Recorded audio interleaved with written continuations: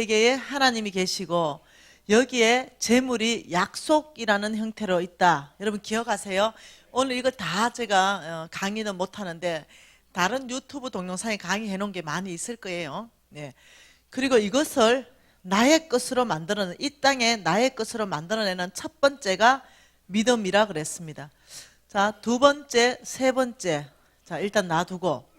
자, 여기에 보이지 않는 세계 가운데 하나님께서 말씀하시길 하늘 은행이 있다. 이 하늘 은행이 있는데 이 하늘 은행에 너희들이 입금하는 이자율은 배가다. 이렇게 말하면서 어저께 배가 이자율에 대해서 다양한 방법으로 설명하는 걸 보았습니다.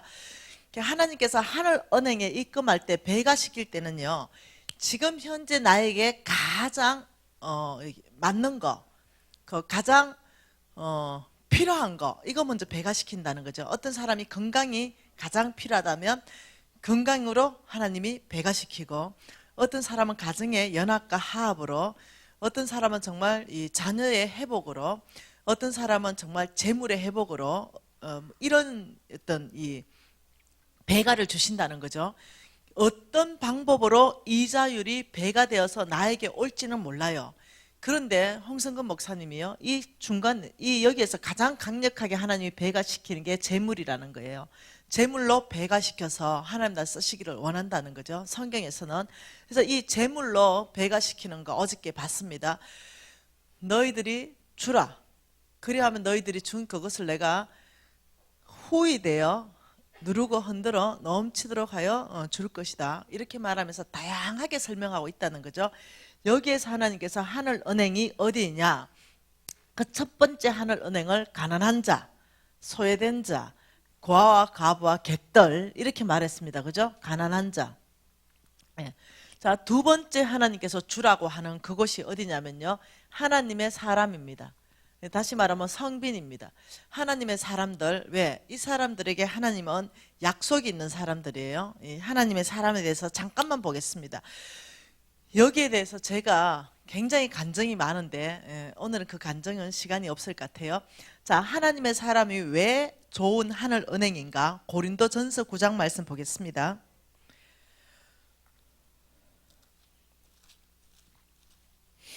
자, 고린도전서 9장에 이렇게 말합니다. 9절 말씀에 모세의 율법에 곡식 밟아 떠는 소에게 망을 씌우지 말라 기록하였으니 하나님께서 어찌 소들을 위하여 염려하심이라 오로지 우리를 위하여 염려하심이 아니냐. 가연 우리를 위하여 기록된 것이니 밭 가는 자는 소망을 가지고 갈며 곡식 떠는 자는 함께 얻을 소망을 가지고 떠는 것이라. 우리가 너희에게 신령한 것을 뿌려선적 너희의 육신의 것을 거두기를 과하다 하겠느냐. 13절 성전에 일을 하는 이들은 성전에서 나는 것을 먹으며 제단을 섬기는 이들은 제단과 함께 나누는 것을 너희가 알지 못하겠느냐. 이와 같이 주께서 복음 전하는 자들이 복음으로 말미암아 살리라 명하셨느니라. 하나님의 명령이 뭐냐면 복음 전하는 자, 성빈들의 부르심을 받은 사람들에게는 너는 복음으로 살아라. 이게 하나님의 명령입니다.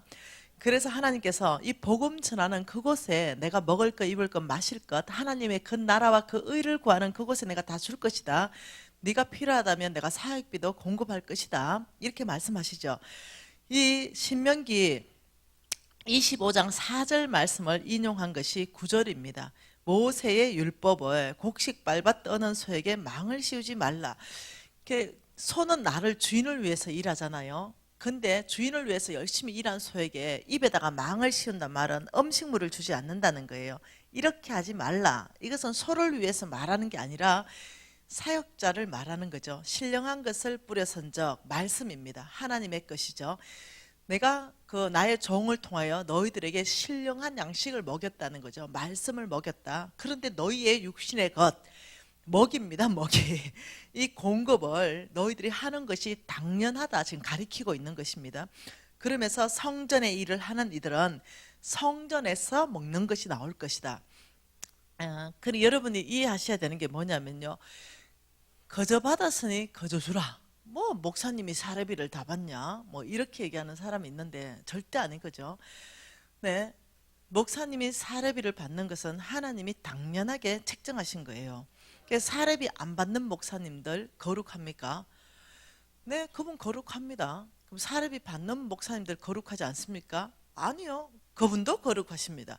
그럼 누가 더 잘하는 겁니까? 둘 다 잘하는 거예요. 네, 사례비 안 받는다. 어찌 생각합니까? 뭐 다른 돈 바꿨지. 굶어 죽지는 않는 거 아니에요. 성도들이 공급하는 거 뭘 받아도 바꿨지. 뭔만 이해됩니까? 근데 가장 아름다운 거는요. 네, 사례비 받는 것이 아름답습니다. 그리고 받고 쓰는 거는 마음대로 하세요예요. 몽땅 헌금하든지 몽땅 쓰든지 아무 상관없습니다. 여러분이 가장 아름다운 모델을 봐야 되는데 제가 어떤 교인을 만났죠. 그 교인이 이렇게 말해요.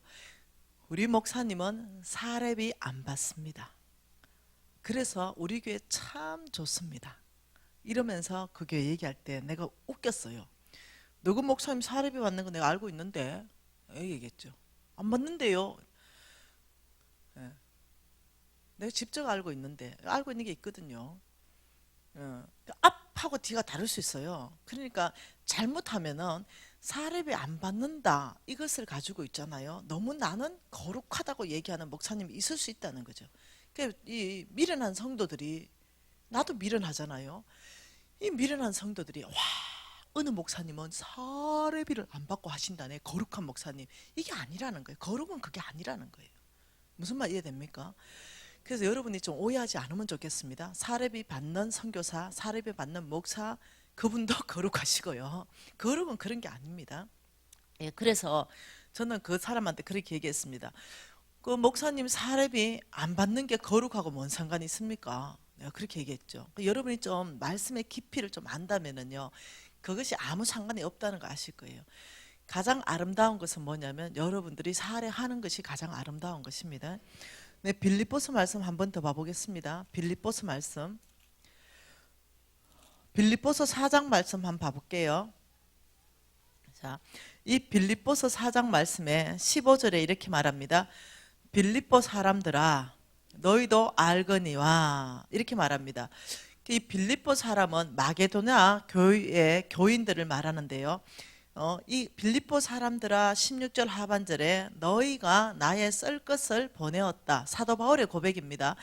빌립보 사람 마게도냐 교회에서 사도 바울에게 선교 헌금을 보냈다. 지금 이 말입니다. 그러니 너희가 준 것을 내가 받았다. 지금 이 말합니다. 18절 같이 읽습니다. 내게는 모든 것이 있고 또 풍부한지라 에바브로디도 편에 너희가 준 것을 받았으므로 내가 풍족하니 이는 받으실 만한 향기로운 제물이요 하나님을 기쁘시게 하는 것이라. 자, 참 놀랍죠? 이렇게 말합니다. 이 땅에서 이 땅에서 하나님께서 여기에 온 땅에 누구를 파송했냐면 사도 바울을 파송했습니다. 성빈이죠. 하나님의 사람 사도 바울을 파송했는데 여기에 하나님께서 공급하는 라인을 누구를 썼냐면 빌립보 사람들, 마게도냐 교인들 사람을 썼습니다. 이 사람들을 써서 이 사람을 공급하게 했어요. 근데 하나님이 이렇게 말합니다. 이 말씀이 너희가 준 것을 내가 받았다. 그런데 너희가 준 그것이 뭐냐면 돈이 아니라고 말하는 거죠. 지금 오늘 말씀해 보니까 이것은 하나님이 받으시는 향기로운 제물이고 하나님을 기쁘시게 하는 것이다. 이렇게 말한 거죠. 자, 여기는 분명히 제물을 줬습니다. 헌금을 보냈어요.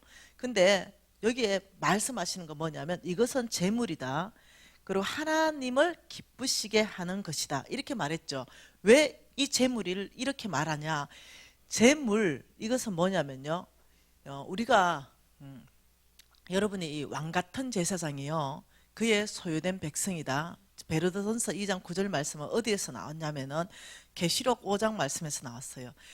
예수 그리스도가 일찍이 죽임을 당한 이유를 계시록 5장에서 말씀하는 그 이유가 뭐냐면은 예수가 일찍 죽임을 당한 그 이유는 너희들을 피로 값주고 사서 하나님 앞에서 제사장으로 삼기 위해서 그렇다. 이렇게 명확하게 말씀하고 있죠. 예수님이 일찍 죽임 당한 거는 예수님의 피로 저와 여러분을 제사장으로 삼았다는 거죠. 그러면서 제사장이다 이 말은요. 자, 제사장. 이 제사장이라 이 말은 옛날에는요. 제사장만 제사할 수 있어요. 하나님 앞에 나가서. 이 제사장의 근본적인 제사장의 역할은요, 제물을 드리는 겁니다. 하나님 앞에 제물로 예배를 집례하는 거예요. 그런데 예수님이 돌아가심으로 휘장이 찢기면서요, 저와 여러분이 왕같은 제사장이요, 하나님께 소유된 백성으로 예수님이 만드셨기 때문에 저와 여러분이 직접 하나님 앞에 제사 드릴 수 있는 제사장으로 삼으셨다는 거예요. 사도 바울도 마찬가지입니다. 제사장. 그래서 지금 이 말을 여러분 다시 로마서 말씀으로 이해할 필요가 있습니다. 로마서입니다. 로마서 15장 16절 말씀 같이 읽을게요. 같이 읽습니다. 이 은혜는 이렇게 말했습니다. 이 은혜가 무슨 은혜인지 봅시다. 이 은혜는 곧 나로 이방인을 위하여 그리스도 예수의 일꾼이 되어 하나님의 복음의 제사장 직분을 하게 하사. 이게 그 은혜입니다.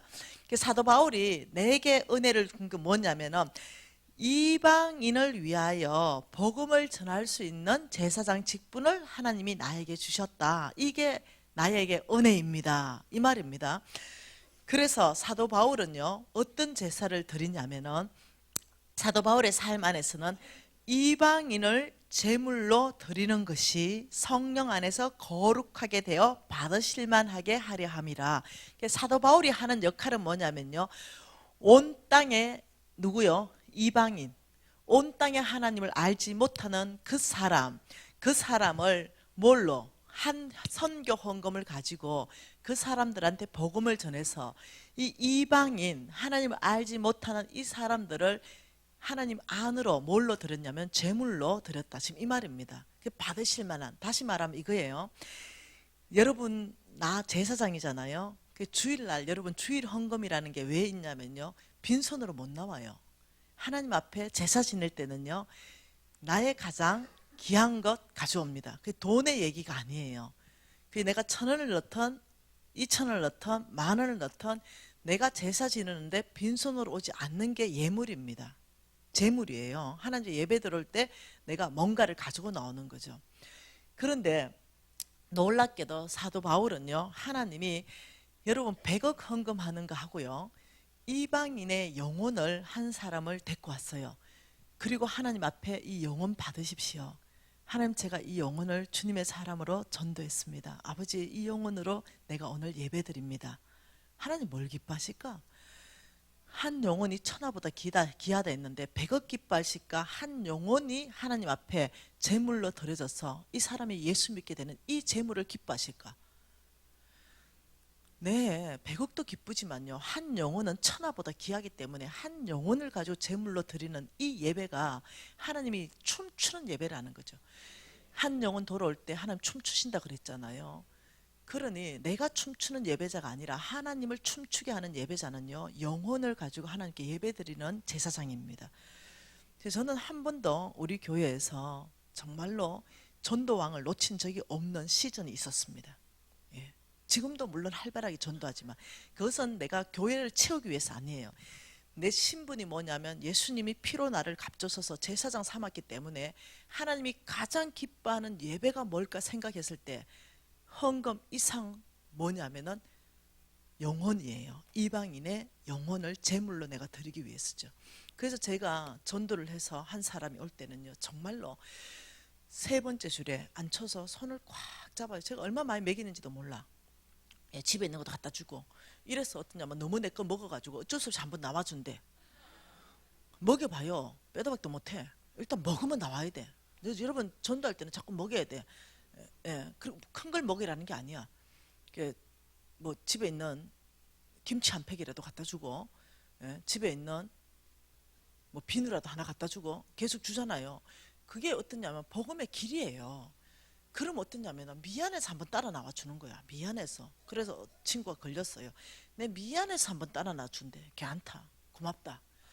그리고 내가 금식 들어갔죠. 3번째 앉았습니다. 그리고 한번 나와가지고 제가 손을 꽉 잡았죠. 왜?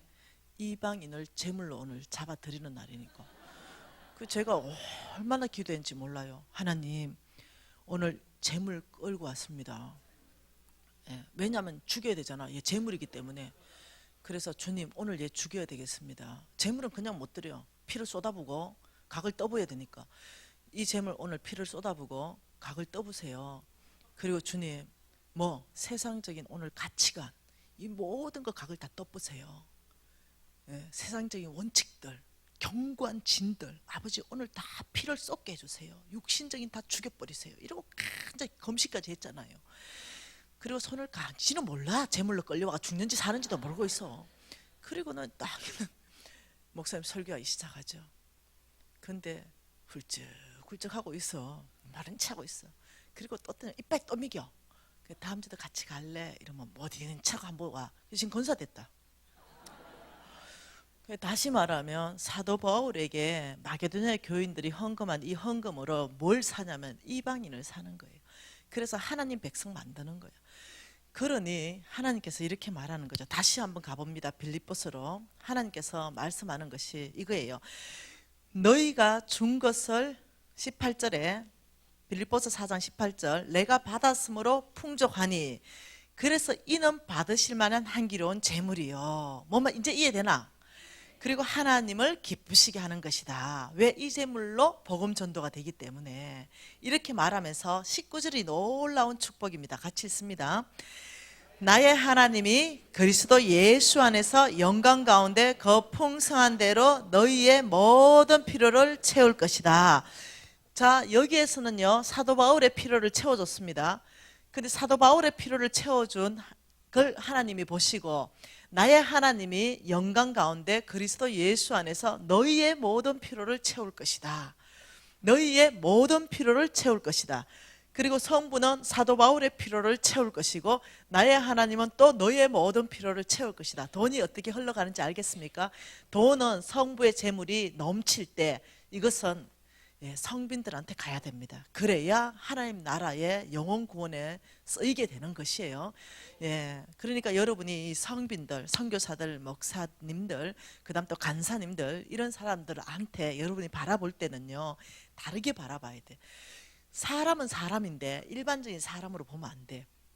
부르심이 있는 사람, 하나님의 그 사람이 좀 상태가 좀 안 좋아도 인격이 좀 떨어져도 근데 하나님이 선택했다는 거예요. 무슨 말 이해되죠? 그게 중요한 거예요. 바라볼 때 사람을 보면 시험 들어버리는데 이 사람을 부르신 하나님을 보면은 시험 안 들어. 하나님이 불렀는데 어떡하겠어요? 내 인격 봐라, 상태가 좋은지. 근데도 불렀는데 어떡하겠어요? 그러니 하나님이 부른 그 사람을 바라볼 때 여러분이 인간 중은 눈으로 보면 안 돼. 아, 하나님이 저 사람을 지금 부르셨다. 이걸 볼 수 있는 눈이 있어야 돼요. 근데 내가 목사님이고 선교사라고 다 좋은 성비는 아니요. 들어 가짜도 있고 짝퉁도 있고 잘 골라내야 돼. 그러니까 여러분이 가급적이면 교회 밖에서 그 골라내기 좀 힘들어. 가급적이면 교회를 통해서 해라는 거야. 내 말은. 교회에서 선교사도 후원하는 그거 있을 거 아니요. 주보지에. 그럼 여러분이 선교헌금 하면 글로 갈 거 아니요. 고르기 힘드니까 교회에서 골라놓은 사람은 진퉁일 거 아닐 거 아니요. 가급적 여러분이 하나님이 특별하게 말씀하지 않는다면 교회를 통해서 교회가 그 일을 감당할 수 있도록 하는 게 아름다운 거라는 거예요. 우리 목사님은 양복이 떨어지든가 말든가 남은 목사한테 끝까지 또 잘생긴 사람이 있어. 그 성경적 원칙은 이렇게 말합니다. 먼저 너그 안에서 굶는 자가 없게 해라. 가난한 자를 줄 때도요 교회 안에서 먼저 합니다. 우리 교회 안에 가난한 자를 먼저 살피고 하나님은 그 다음에 교회 밖에를 살피라 그랬습니다. 여러분 목사님이 좋은 목사님이지 미안한데 난 몰라. 교제를 해봐야 알지. 한 번도 교제해 본 적 없는데 안 그렇습니까? 저 진짜 몰라요. 그래서 정말 하나님의 사람이고 정말 좋은지는 나는 모르지만 여러분이 더 잘 알아. 여러분이 이 목사님이 진짜 하나님의 사람이다 이래 할 때는요 투자처요. 하늘은행. 여러분이 그렇게 생각한다며. 그렇다면 그냥 단순한 담임 목사가 아니요. 하늘은행 통장이라니까. 그래서 이 담임 목사님의 사역비가 모자라지 않을까? 옷은 떨어지지 않을까? 혹시 자녀들은 교육비가 있는가? 혹시 굶지 않는가? 이런 걸 살펴줘야 되는 거야. 여러분이 인정한다면. 그래서 여러분들이 이 하나님이 부른 성빈을 바라보는 눈을요 바꿔야 됩니다. 무슨 말이 이해되죠? 귀하게 보셔야 됩니다. 그래서 성빈을 하나님께서는 여기는 좋은 하늘은행 투자처라고 말하는 거죠. 그리고 또 하나님께서 세 번째로 말하는 것이 뭐냐면은 여러분 저 지금 많은 강의하는 거 포기했습니다. 시간 다 돼가지고. 자, 두 번째, 세 번째 포기하고 갑시다. 자, 세 번째 하나님께서 뭐라고 말하냐면은 너희들이 하늘 은행, 정말로 너희의 재물이 배가 되는 곳은 어디냐면은 하늘나라 프로젝트라고 말합니다. 프로젝트. 뭔 말 이해됩니까? 하나님 나라가 확장되는 프로젝트. 근데 여기에 주체가 있어야 됩니다. 누가 시작했냐? 시작한 사람이 그분이 하나님이어야 됩니다. 여러분, 저는 이런 말씀해서 정말 죄송합니다. 어쩌면 하나님이 시작하지 않는 프로젝트도 많다는 거예요. 사람의 욕심으로 시작된 프로젝트도 많다는 거죠. 그러니까 하나님이 시작한 그 프로젝트하고 사람의 어떤 평생의 나의 수건 사업, 이런 분들 있잖아요. 평생의 나의 수건 사업. 하나님의 사역도 그렇게 한다니까. 평생의 나의 수건 사업은 교회를 어마어마하게 한번 지어보는 거다. 이거 곤란하겠죠. 하나님은 다윗 네 안 되겠다, 난 솔로몬을 통해서 지을란다, 이럴 수 있다는 거죠. 근데 나의 수건 사업은 이런 교회 한번 지어봐야 되겠어, 이래서 시작하는 경우도 있다는 거죠. 그러니까 하나님의 프로젝트는요, 그분의 명령으로 시작돼야 돼요. 그분이 땅 파라면 땅 파고, 그분이 물 길으라면 물 길고, 이래야 되는 거죠. 그분이 가장 은사에 맞게끔 교회 지을 분한테 교회 지어라 그러고, 선교 사업할 때한테 선교 사업하라 그러고, 비전센터 지을 사람한테 비전센터 지어라 하고, 선교사 후원해라 하면 선교사 후원하고, 하나님이 하라는 프로젝트를 해야 되는데 내가 하고 싶은 프로젝트, 이거 곤란하다는 거죠. 그래서 여러분이 하나님이 시작한 프로젝트, 이것이 진짜 하나님으로부터 온 프로젝트인가, 이게 여러분이 검증이 된다면요, 최고의 하늘은행 투자입니다. 하나님께서, 오늘은 성경적 기반 못 봅니다. 지금 시간 없은께로 책 보세요. 있으니까. 이 프로젝트 중에 가장 하나님이 최고로 소개하는 프로젝트가 뭐냐면 교회 건축입니다. 이 교회 건축을 하나님은 최고의 프로젝트로 하나님 보신다는 걸 아셔야 됩니다. 근데 우리가 교회 건축 이러면 막 인상을 팍 써본다. 왜 그렇습니까? 상처받으니까. 근데 아니에요. 저는 지금 하나님이 말씀한 거 그대로 전합니다. 그래서 이 교회 건축은 왜 하나님이 최고의 프로젝트라 말하냐면은, 말씀 중심, 예배 중심, 기도 중심, 교제 중심은요, 이 건물을 얘기하는 게 아니에요. 이 공간이 있어서 하나님 말씀이 선포되고, 교제가 선포되고, 기도가 선포되고, 하나님 나라가 확장하고, 이런 것들이 있어야 되기 때문에 이 교회 건축은 최고의 프로젝트로 하나님이 이 성경 안에서 소개하고 있다는 거예요. 근데 이제 어떤 일이 발생하느냐, 욕심이 들어가는 거죠. 욕심이 들어가서 우리 교회 교인이 몽땅 헌신을 해요. 그러면 한 100억짜리 정도는 예를 들면 지을 수 있겠다, 이러면 100억짜리 지으면 되거든요. 얼마짜리 짓습니까? 600억짜리. 이러다가 부도나잖아요. 뭔 말 이해돼요? 욕심이 들어가가지고. 처음에는 하나님이 지으라 그랬어. 짓기 시작하는데 이걸 600억짜리 짓는 거야. 교회 형편보다 너무너무 감당할 수 없을 만큼 지어버리는 거죠. 여러분, 교회 빚이요 400조입니다. 한국교회 빚이 400조. 어째 생각하세요? 한국교회 빚이 400조고 한국교회가 한 1년에 최소 150개 정도가 경매로 낙찰되고 있어요. 한번 볼까요? 하나님 말씀 한번 보십시다. 여호수아입니다.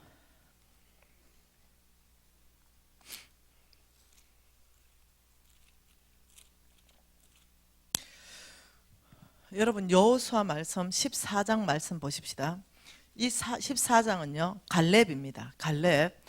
여러분, 갈렙, 여호수아 14장에 이 갈렙이요 이렇게 말합니다. 여러분 잘 아시는 말씀이에요. 12절에 그날에 여호와께서 말씀하신 이 산지를 지금 내게 주소서. 여러분 잘 아는 구절이죠.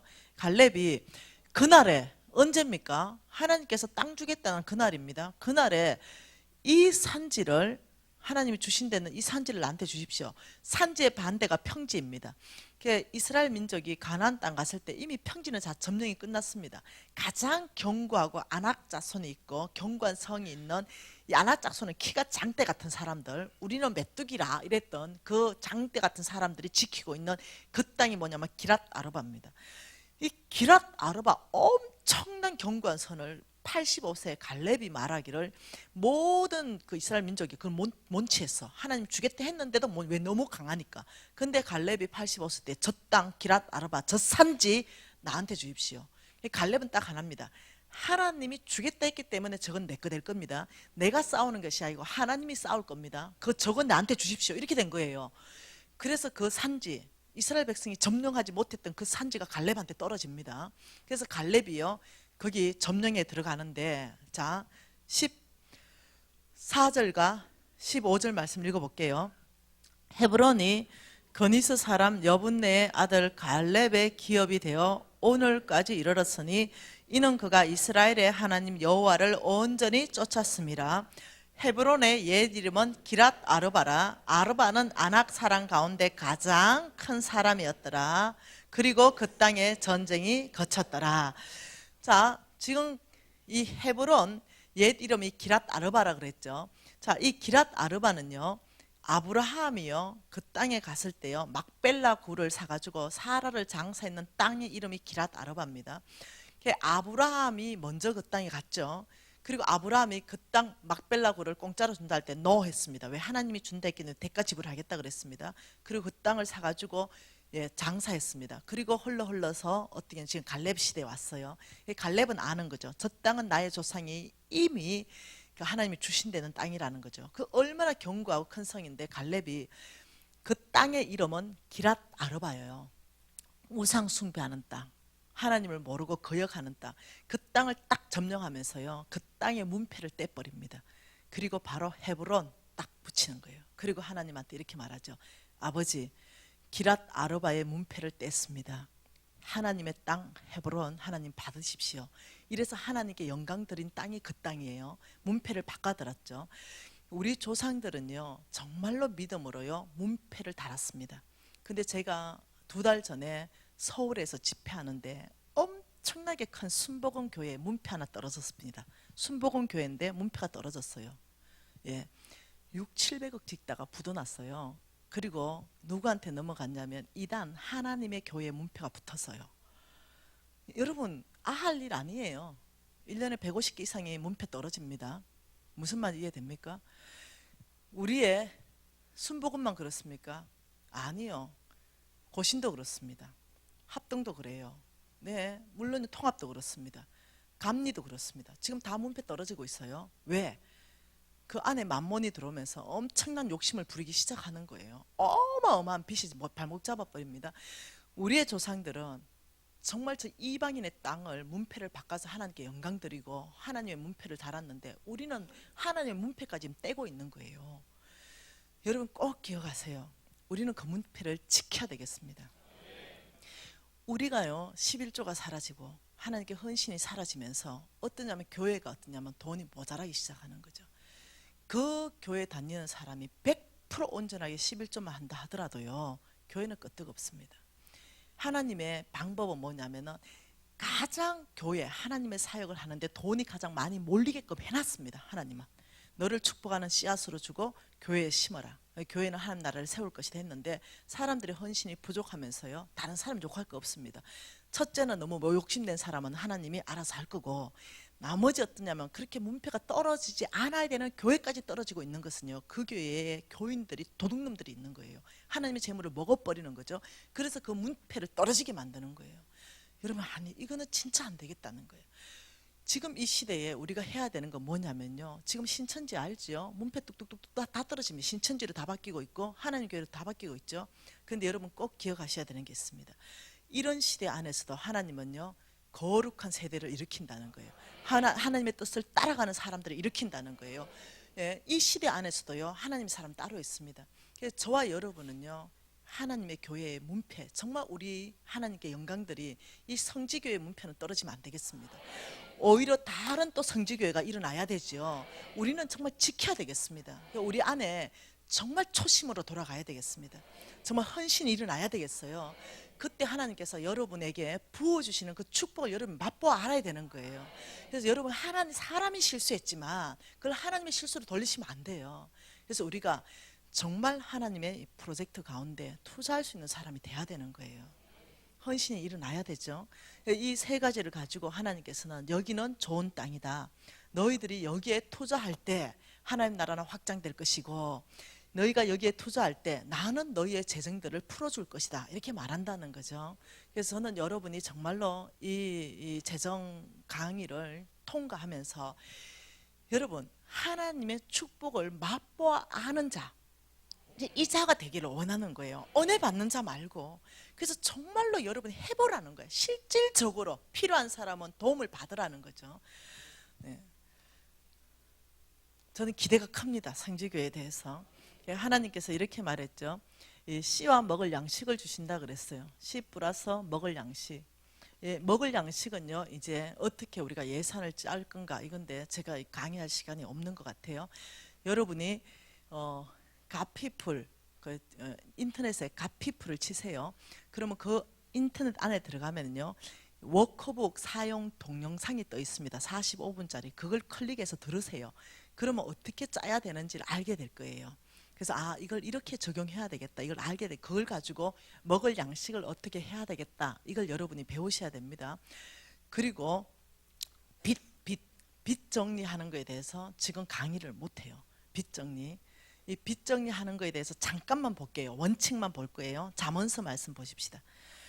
이것은 개인도 마찬가지고요, 기업도 마찬가지고요, 교회도 마찬가지입니다. 동일하게 적용해야만이 빚으로부터 탈출할 수 있습니다. 그래서 이 빚에 대해서 하나님께서 말씀하는 잠언서 6장 말씀을 좀 보겠습니다. 자, 잠언서 6장 1절 말씀 같이 읽어볼게요. 같이 읽습니다. 내 아들아, 내가 만일 이웃을 위하여 담보하며 타인을 위하여 보증하였으면, 빚졌다면입니다. 한마디로 빚졌다면 3절 하반절에 너는 가서 겸손히 내 이웃에게 강구하여 스스로 구원하되, 여러분이나 여러분 기업이나 여러분 교회가 빚을 졌다면 다른 사람은 절대 못 갚아줍니다. 스스로 구원해야 된다, 지금 이 말입니다. 내부터 힘을 내야 된다는 거죠. 너가 먼저 시작해야 된다는 거예요. 스스로 구원하는데 그 구원하는 방법은 4절과 5절이다. 내 눈을 잠들게 하지 말고 내 눈꺼풀을 감기게 하지 말라. 다시 말하면요, 빚져놓고도 태만하거나 게으르지 말라는 거예요. 열심히 일해서 네가 먼저 힘을 내서 갚아야 된다는 거예요. 그러면서 5절이 빚 갚는 전략이다 말하는데 같이 했습니다. 노루가 사냥꾼의 손에서 벗어나는 것 같이 새가 거물 치는 자의 손에서 벗어나는 것 같이 스스로 구원하라. 이 보통 얘기 아닙니다. 자, 노루를 사냥하는 사냥꾼이 노루를 잡았고, 새를 사냥하는 사냥꾼이 새를 거물을 쳐가 잡았습니다. 자, 내일이면 노루가 죽고 새가 죽어요. 왜? 잡았으면 이제 먹으려고 하니까. 여러분, 빚진 사람을 하나님이 이렇게 표현했습니다. 노루의 손에 사냥꾼의 손에 걸린 노루, 거물 치는 자의 손에 걸린 새의 신세다. 내일이면 죽어요. 자, 오늘 밤 여러분, 노루이고 새는 오늘 뭐 해야 됩니까? 내일이면 죽으니까 탈출해야 됩니까? 예, 탈출 아니야. 그냥 탈출은 차선이야. 예, 최선은 뭐냐면 목숨 건 탈출. 그러니까 내일 어차피 죽으니까 오늘 내가 목숨을 건다. 오늘 이 탈출에 나는 탈출하다가도 죽더라도 목숨을 건다. 이게 목숨 건 탈출이에요. 그냥 탈출이 아니에요. 오늘 해보고 안 되면 내일 해보지. 내일이면 죽는다니까. 못한다니까. 무슨 말인지 이해돼요? 그래서 0 곱하기 1억은 뭐라고요? 0, 1 곱하기 1억은 뭐냐면 1억. 이건 뭐냐면요, 차선의 1을 말하는 게 아니고 최선의 1을 말합니다. 목숨 건 1이 뭐냐.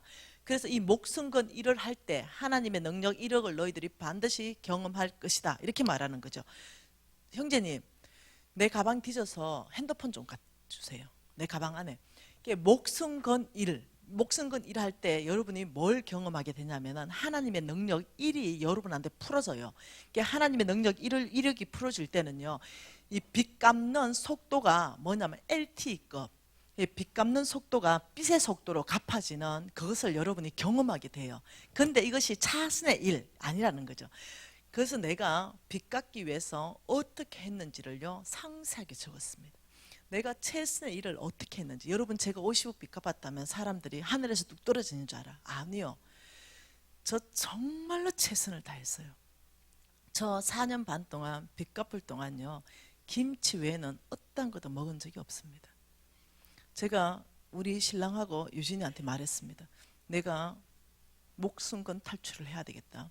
내가 빚 갚을 동안 김치 외에 어떤 것도 사지 않기로 결정한다. 내가 양발 한 짝이도 안 사기로 결정한다. 그래서 저는요 다 500원짜리 1000원짜리 그 뭐죠? 뭐라 그러죠? 그 바자에, 예? 바자에 이런 데 돌아다니면서 구제품 선 사 입었어요. 그때가 제가 이미 돈을 1억 2억씩 버는 CEO였습니다. 예, 바뀌었죠. 그런데도 제가 김치 외에는 안 먹었어요. 그리고 옷 한 벌 딱 빼면요 2,000원 3,000원도 안 됩니다. 예, 강남의 아줌마들 버려놓은 거 이거 다 주워 입었어요. 왜? 나는 아주 빚으로 탈출 못한 노루기 때문에. 내가 최선의 일을 주님 앞에 보일 수 있는 게 뭐였는가, 이걸 내가 다 했다는 거죠. 안 먹고 안 쓰고 주님 앞에 내가 보였어요. 얼마나 내가 최선을 다하는가. 그러면서요 주님께서 은혜 베풀게 하셔서 어떻게 됐냐면요, 저는 4년 반 만에 갚게 됐죠. 저는 여러분 꼭 정말 내 책을 읽어보기를 원합니다. 오늘 그냥 대충 넘어가는 거예요. 얼마나 철저하게 했는지 여러분이 좀 이해를 하시면 좋겠어요. 제가 여러분한테 소개하는 건 뭐냐면은 우리 학생의 간증을 하나 소개합니다. 이 학생이 지금 뭐라고 했는지 간증을 하나 소개해 드릴게요. 빚 갚는 거에 대해서. 예, 이렇게 말합니다. 읽어볼게요. 중한 별리로 이 지금 이제 중한 별리로 자기 재산을 늘리는 것은 이 본문을 가지고 묵상하면서 올린 간증입니다. 나는 나의 탐욕으로 속부의 길을 들어가려고 시도하다가 무너졌어. 높은 금리를 내면서 살 수밖에 없는 삶을 살고 있었다. 갚아도 갚아도 끝이 보이지 않는 삶, 가난한 자를 불쌍히 여길 마음의 여유조차 없는 삶. 이제는 미련함을 벗고 항상 명심하고 탐욕과 욕심으로 살지 않기를 결정한다. 사기 학생으로 배우면서 김미진 간사님이 살아내신 방법대로 살아보기를 결단했다. 나에게 제일 비싼 이자를 받는 채주를 찾아갔다. 찾아가기 전에 빚으로 시작했던 사업을 12월에 정리했다. 정리한 것만으로 빚 갚기에 턱없이 부족했지만 그것을 시작으로 꼭 갚겠다는 다짐으로 말일의 채주를 찾아갔다. 하나님은 놀랍게 일하셨다. 바늘 구멍도 뚫기 힘든 채주의 마음을 녹여 부드럽게 만들어주셨다. 이자는 뒤로 하고 원금부터 갚을 수 있도록 되었다. 정말 놀라운 일이다. 그것을 시작으로 정말 LTE급으로 빚은 갚아지고 있었다. 그 외 다른 빚이 1억 7천이 더 있었는데 1억을 탕감받는 일이 생겼다. 온 식구가 빚 갚기 위해 살아내기로 작정하고 김치만 먹다가 그마저 없으면 김미진 간사님처럼 간장만 먹고 살기로 작정하고 덤비니 정말 사라졌다.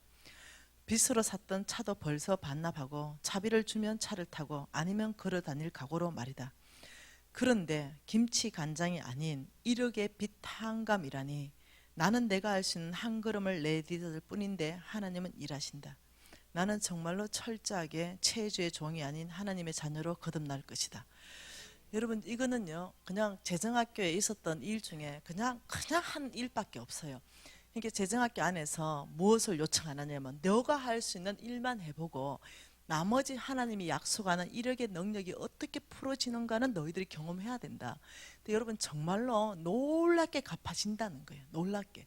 근데 이거는 차선의 일이 아니에요. 내가 할 수 있는 최선의 일입니다. 예, 빚으로 올무로 묶어놓은 만몬이요, 여러분을 그렇게 쉽게 놔주려고 하지 않습니다. 왜? 하나님의 사람 되기 시작하고 하나님 나라 확장하기 시작하기 때문에 여러분을 그렇게 놔주고 싶어 하지 않아요. 그래서 어떠냐면 여러분이요 그 만몬으로부터 목숨건 탈출을 시도해야 된다는 거예요. 그때 여러분은요 하나님이 돕는 1억의 손길이 여러분한테 미치는 거예요. 그래서 놀랍죠. 하나님은 빚 갚는 프로젝트가 아니라 주인 바꾸기 프로젝트, 이걸 시행해라. 그러면 내가 돕겠다는 거예요. 우리가 지금 빚 갚으려는 게 아니라 오직 주의 자녀 주님만 나의 정말 주인으로 섬기기 위해서 빚을 갚는 거죠. 네, 잘 먹고 잘 살기 위해 빚 갚는 게 아니죠. 그렇기 때문에 하나님 도우시는 거죠. 그 여러분 저 워크북 안에 보면 빚 갚는 프로젝트 6개월이 강력하게 들어가 있어요. 필요한 사람은 도움을 받으시면 되고요.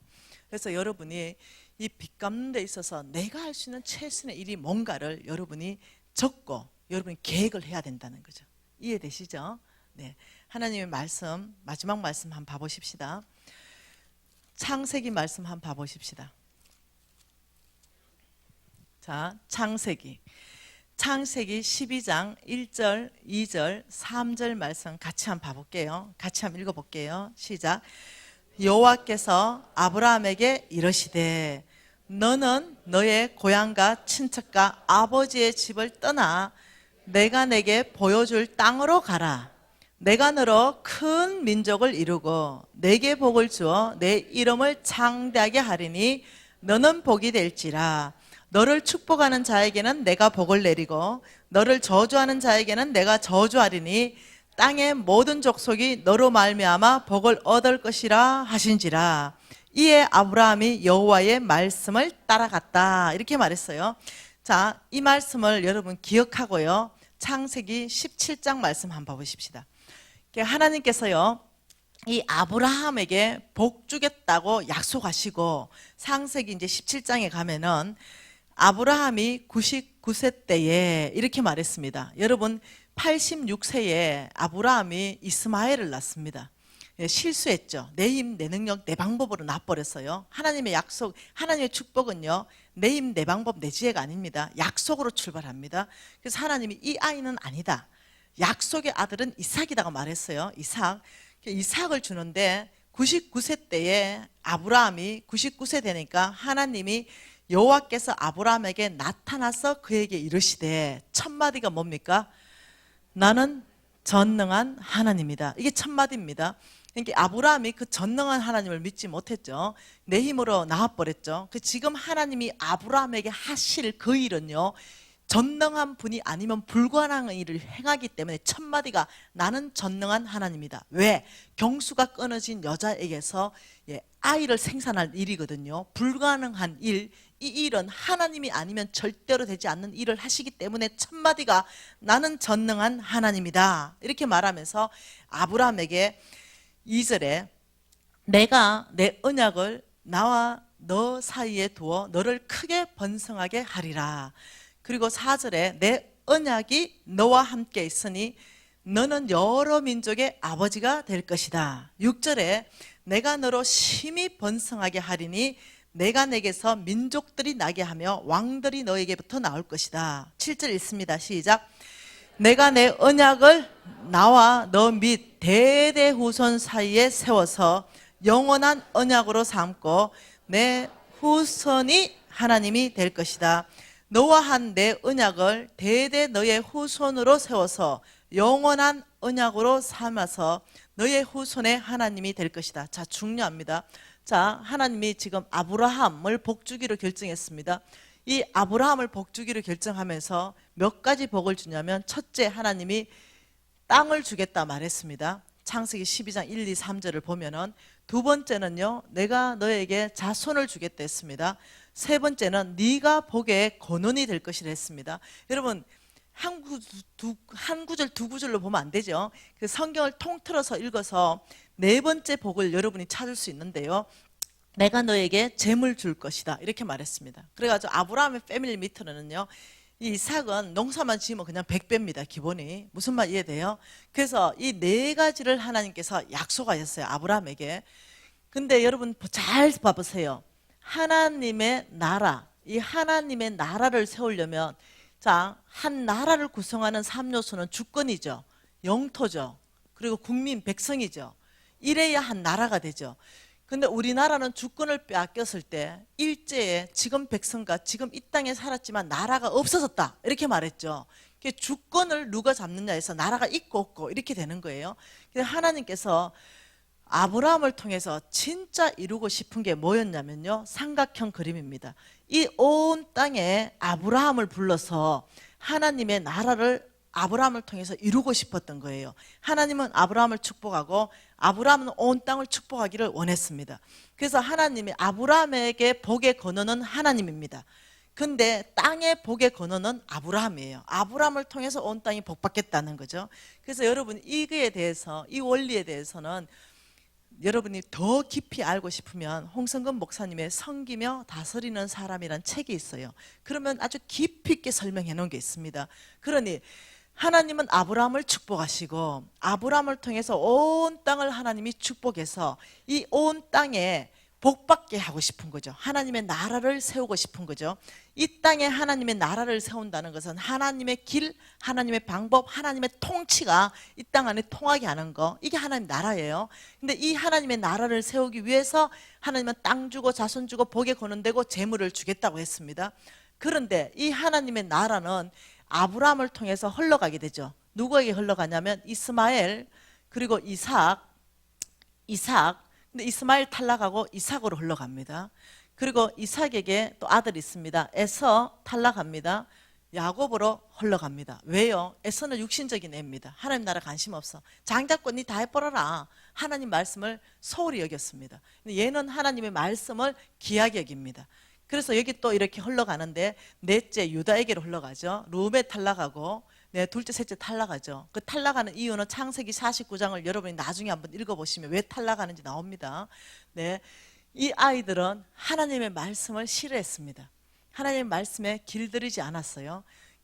온유한 자는 땅을 기업으로 얻는다 이렇게 말했는데 그 온유한 자의 원래의 뜻이 하나님의 말씀에 길들여진 자가 온유한 자다 이 말입니다. 이 세 명은 하나님의 말씀에 길들이는 걸 싫어했어요. 그래서 탈락하는 원인은 나와 있습니다. 유다에게로 흘러가는데 하나님 여기서 여러분 중요하게 생각해야 되는 게 있습니다. 무엇을 중요하게 생각해야 되냐면 하나님과 아브라함의 관계입니다. 하나님하고 아브라함의 관계에서 무엇을 했냐면 언약을 맺었다는 거죠. 언약. 이 언약을 하나님 오늘 말씀에 뭐라고 말하냐면 너와 내가 세운 언약은 대대 너의 후손 사이에도 세우겠다 이렇게 말하면서 7절에 보니까 이 언약이 어떤 언약이라 그럽니까? 영원한 언약. 무슨 언약요?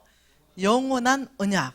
이 영원한 언약, 하나님하고 아브라함 사이에 끝나는 언약이 아닙니다.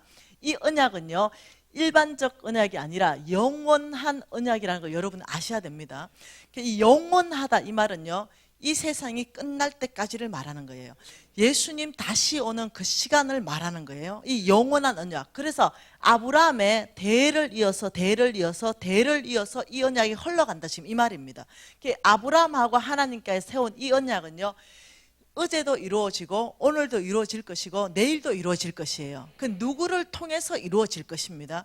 그거는 뭐냐면 아브라함의 자손을 통해서 이루어집니다. 아브라함의 씨를 통해서 이루어집니다. 유다 다음으로 통해서 이루어진다는 거죠. 이게 굉장히 중요합니다. 여러분 이거는 아브라함하고 세운 언약이에요. 그래서 아브라함의 씨를 통해서 하나님은 오늘날도 이렇게 축복합니다. 이 영원한 언약은 이 아브라함의 후손에게 땅 줄 것이고 자손 줄 것이고 이 아브라함의 후손 씨가 복에 거론될 것이고 이 씨가 재물을 받아서 무엇을 하냐면 하나님의 나라를 세우는 거예요. 이해되시나요? 이건 영원하다는 거죠. 그래서 오늘을 누구를 통해서 하나님은 이 하나님의 나라를 온 땅 안에 축복받게, 땅이 축복받게 누구를 축복하겠냐. 지금 이거를 여러분 보면요 갈라디아서 말씀을 볼 수 있다는 거예요. 여러분 믿음으로 받으시기 바래요. 자, 갈라디아서 말씀 여러분 평생에 외우시기 바랍니다. 갈라디아서 3장 29절 말씀 여러분 외우시는 겁니다. 지금 당장 같이 읽어볼게요. 너희가 그리스도의 것이면 곧 아브라함의 자손이요 약속대로 유업을 이을 자니라. 놀라운 말씀요. 너희가 그리스도의 것이면 이 말은요 예수님이 나의 구주입니다 라고 고백하면 몽땅이 그리스도의 것입니다. 그리스도에게 속해 있죠. 그러면 저와 여러분은 그리스도의 것입니까? 우리가 아멘 할 수 있죠. 그러면 하나님은요 아브라함의 자손이다. 그렇다면 아브라함의 자손이다. 이때의 자손은요 원어로 보면은 무슨 말이냐면요 밑에 한번 봐보세요. 헬라어로 씨라는 뜻이에요. 씨. 아브라함의 씨. 여러분 자식은요 씨죠. 씨. 내 씨. 그러니까 다시 말하면 합법적인 아브라함의 씨다 이 뜻이에요.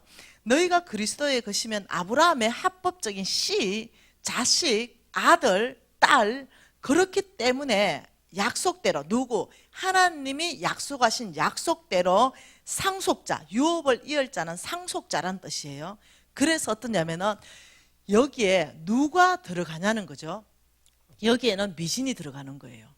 나는 아브라함의 씨예요.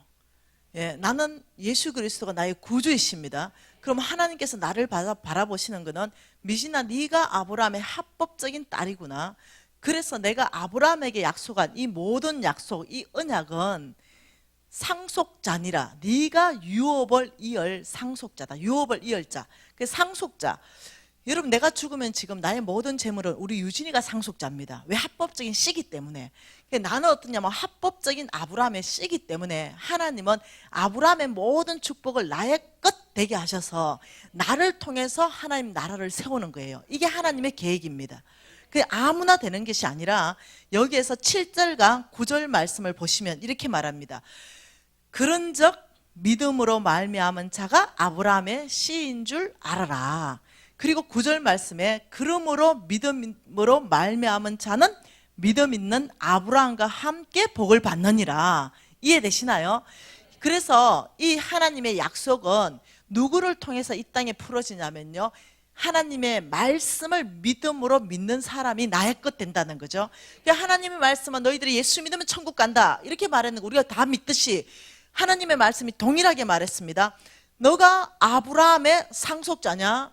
그렇다면 믿음으로 이 말씀을 믿으라는 거죠. 예수 그리스도께 속해 있냐? 우리가 아멘이라면 하나님은 네가 예수 그리스도께 속해 있는 걸 네가 믿냐? 아멘입니다. 저는 예수 그리스도의 것입니다. 그렇다면 너는 아브라함의 씨구나. 너는 아브라함의 합법적 아들이구나. 이거 하나님의 계산법이에요. 네가 아브라함의 합법적인 아들이기 때문에 아브라함하고 약속한 이 모든 약속을 내가 그대로 너에게 영원한 언약, 그대로 너와 언약을 다시 하는 거예요. 그래서 너를 통해서 아브라함에게 축복한 모든 축복이 흘러가게 해서 너를 통해서 하나님 나라를 세워갈 것이다. 이게 하나님의 계획이에요. 저와 여러분은요, 복 받을 수밖에 없는 존재예요. 이해되시나요? 그래서 성경 말씀이 왜 공부해야 되냐면요, 저와 여러분, 이 성경 말씀은요 누구한테 주는 거냐면요, 하나님의 백성, 이 아브라함의 씨, 이스라엘 백성들, 그게 믿음의 사람들한테는요 이것이 가이드북입니다. 뭔 말 이해돼요? 그래, 이 성경에 있는 대로 우리가 이루어지는 거죠. 왜? 우리는 아브라함의 씨기 때문에. 이스라엘 백성을 위해서 나온 게 아니라는 거예요. 아브라함의 씨, 하나님 나라를 세워가는 그 믿음의 사람, 이 사람들을 위해서 준 가이드북인 거예요. 이해돼? 하나님 말씀이라는 거예요. 어떻게 살아라. 여러분이 무엇을 또 이해를 해야 되냐면 시편 봐보세요. 시편 2장 8절을 보세요. 중요한 말씀입니다. 같이 한번 읽어볼까요? 시편 2장 8편. 예? 저는 지금 3분 안에 모든 말씀을 끝낼 겁니다. 내게 구하라. 내가 이방 나라를 내 유업으로 주리니 내 소유가 땅끝까지 이르리로다. 자, 여러분, 하나님이 지금 내게 구하라고 말했습니다. 여러분, 지혜 있는 사람은 이 말씀을 이해합니다. 내게 구하라. 하나님이 내게 구하라 한 말은요, 구하면 주겠다는 거예요. 네가 구해라. 내가 주리니 뭘? 이방 나라를 내 유업으로 주리니. 자, 유업입니다. 네가 구해라. 뭐를? 그렇죠. 이방 나라를. 넌 내게 구해야 될 게 있다. 이방 나라를, 여기를 구해라. 그러면 여기를 너의 유업으로 주겠다. 이게 보통 일이 아니거든요. 그리고 내 소유가 땅끝까지 이르겠다. 지금 이렇게 말했어요. 우리가 구해야 되는 게 돈이나 명예나 권력이 아니라는 거예요. 우리가 구해야 되는 것은 이방 나라, 아직 하나님의 복음이 들어가지 않는 그 이방 나라를 하나님께 구하면 그것을 하나님이 너의 유업으로 주겠다는 거예요. 그러니 저는 이것을 보면서 계시가 와버렸어요. 홍 목사님이 쫙 강의하는 도중에 계시가 왔죠. 내가 지금 50억 부도나고 돈과 명예와 권력을 구할 때가 아니고 나의 건강을 구할 때가 아니라는 거 알았어요. 내가 그때 불치병 걸렸다 얘기했잖아요. 내가 구해야 되는 게 이방 나라라는 걸 그때 알았어요. 하나님이 왜냐하면 구하라는 걸 구하면 주시니까. 그때 제가요 구한 게 뭐냐면은 아프리카 아이들의 5천 명의 영혼을 그때 구했습니다. 아버지, 예수 알지 못하는 5천 명의 영혼 저한테 붙여주십시오. 교회 100개 지을 수 있게 해주십시오. 이렇게 제가 구한 거예요 그때. 왜? 5천 명 먹이면 자동으로 내가 건강 회복돼야 될 것이고, 5천 명 먹이려면 내 자동적으로 50억 빚 갚아야 될 것이고, 이 아이들 5천 명 먹이려면 내가 다 회복돼야 되는 거죠. 그러니까 하나님께서 나한테 구하라는 게 돈이나 명예나 부나 권력이 아니었다는 걸 알았어요. 그리고는 5천 명을 하고 날마다 주님, 제가 정말 나의 재물이 넘친다면 일을 하겠습니다. 날마다 헌신했죠. 근데 여러분 참 놀랍죠. 1월 달에 우리 신랑이 아프리카 또 갔다 왔는데, 아프리카 가면은 저한테 에녹 마마라 그럽니다. 우리 아들 이름이 에녹이에요. 바이블 네임이. 에녹 마마, 왜 우리한테 학교를 보내주니? 에녹 마마. 한국 돈은 3만이면 학교 다 보냅니다. 왜 우리한테 학교를 보내주고, 왜 나한테 장학금을 주고, 왜 나한테 쌀을 주고 먹을 걸 주니? 왜? 그 내가 뭐라 말했어요? 사랑한다 이렇게. 그냥 사랑해, I love you 하고 안아줘요. 사랑한다. 왜 사랑하냐요? 하나님이 널 사랑하기 때문에. 그래서 이 아이들이 몇 년이 지났죠. 의심이 가득한 아이들이 나보고 이렇게 말해. 마마, 에녹 마마, 너를 보니 하나님이 나를 얼마나 사랑하는지 알았어. 그래서 예배에 나오기 시작했어요. 지금 5천 명의 아이들 몽땅 예배 다 나옵니다. 적어도 이 5천 명은요, 적어도 제가 보내는 사랑의 손길 때문에, 나의 재물을 푸는 것 때문에 이 아이들이 예수 믿게 됐어요. 네, 적어도 교회는 지금 80개 세웠다고 얘기했습니다. 그런데 제가 여러분한테 말하고 싶은 게 있어요. 하나님이요, 여러분 부르실 때 여러분 모든 걸 놓고 가야 돼요. 반지 하나까지도 이 땅에 놓고 가야 됩니다. 빈 몸으로 갈 때요, 한번 생각해 보세요. 어떤 사람은 몽땅 그 빌딩까지도 놓고 가야 됩니다. 그 100억 200억 빌딩 놓고 가야 돼요. 내 집도 놓고 가야 됩니다. 금두꺼비 금깨비를 다 놓고 가야 돼요. 근데 여러분 가져가는 사람이 있어요. 그 재물을 가지고 영혼을 구원한 사람은요, 이 영혼을 주는 가운데 가져갈 수 있습니다. 재물은 못 가져가요. 근데 영혼은 꼭 재물이 있어야 구원하는 거 아닙니다. 네, 재물이 없어도 복음은 전할 수 있어요. 적어도 저와 여러분이 함께 주의 나라 들어갈 때 30년 후 40년 후 때 저는 빈손으로 안 가요. 적어도 5천 명의 영혼은 들고 가죠 저는. 그리고 제가 예수님 앞에 섰을 때 당당하게 그 5천 명의 영혼을 두고 하나님한테 얘기하는 거죠. 예수님, 합당한 면류관을 주시옵소서. 저는 요청할 수 있죠. 우리 예수님이 계산의 그 면류관은요, 너의 헌신과 너의 그 모든 이 삶 안에서 얼만큼 하나님 나라에 확장했느냐, 얼만큼 많은 영혼이 너를 통해서 돌아왔냐, 이게 계산이죠. 그러니까 여러분의 시간, 여러분의 정말 건강, 여러분의 재물, 여기 어디에 집중해야 되냐면 하나님의 나라입니다. 이게 우리의 영원한 상급이 될 거예요. 빈손으로 가지 마세요. 정말로 여러분 부탁하는데, 하나님 앞에 들고 설 수 있는 영혼, 이걸 가지고 주님 나라에 가야 되겠어요. 기도하시겠습니다. 이 시간 안에 모든 말씀을 마치면서 여러분 안에 하나님 나라를 사모하는 마음을 주께서 일으킬 줄 믿습니다.